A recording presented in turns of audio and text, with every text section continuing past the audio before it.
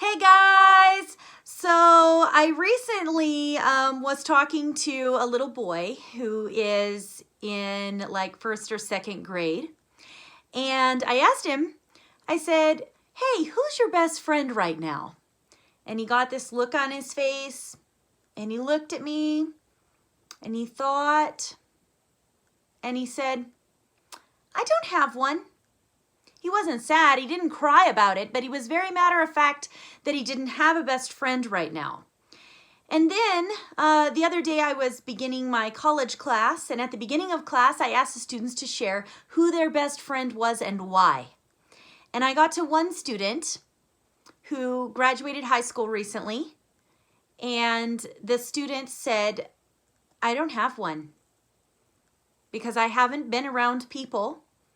I don't have any classes in person. I graduated high school during Corona, and I don't have a best friend right now. And in the group setting, I just smiled and I encouraged the other students to band together and be friends and to build relationships, right? But I can't help but notice the feeling of sadness in those responses. There should never be a person who doesn't have a friend. People need relationships. Relationships are important. People need friends. So let me ask you, who's your best friend right now? And if the answer to me, as I'm talking about this, is Miss Bailey, I don't have one, or I don't know, then let's take some action. Let's take some action. All right, come to mentorship. Join Big Cat Little Cub. Join student council. Like, just plug in. Please, guys, please. Don't sit at home and tell yourself that you don't have any friends and there's nobody that supports you and cares about you. That's a lie. I'm going to say it again. If you're sitting at home telling yourself that there's nobody that loves you and supports you, you are lying to yourself. Because my name is Rachel Bailey and I love and support you. And I know a whole team of teachers and principals and various people, not only at our school, but all over this school district, who love and support you, who care about you, who are wanting your success. There are teachers, there are people, leaders within those schools who know your name.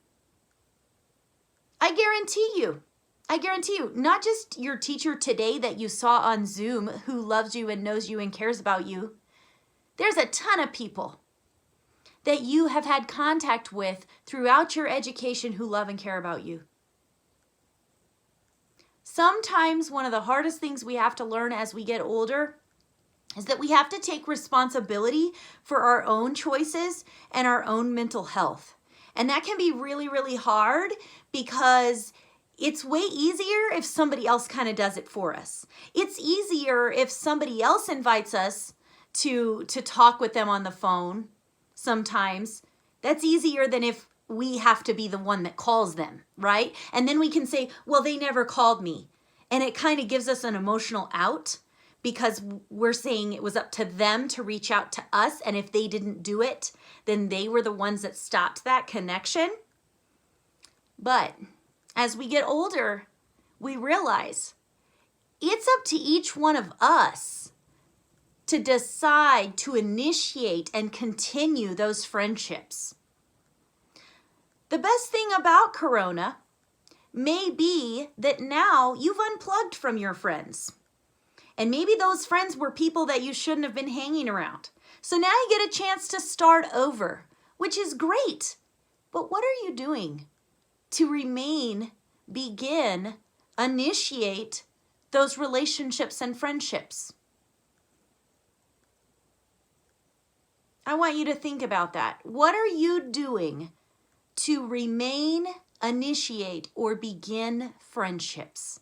And I want to challenge you to take those steps, because you're not alone and you're old enough to take the initiative and to start to take ownership of the relationships in your life and the friendships in your life. Don't sit there and lie to yourself and say that nobody loves you and cares about you and supports you. Because I'm right here, looking in this camera, feeling really awkward, making a video because I love and support you. And I know a whole team of people that love and support you. So reach out, guys. You're not alone. And if I have to sing it, I will. You are not alone. Oh, I am here with you. That's right.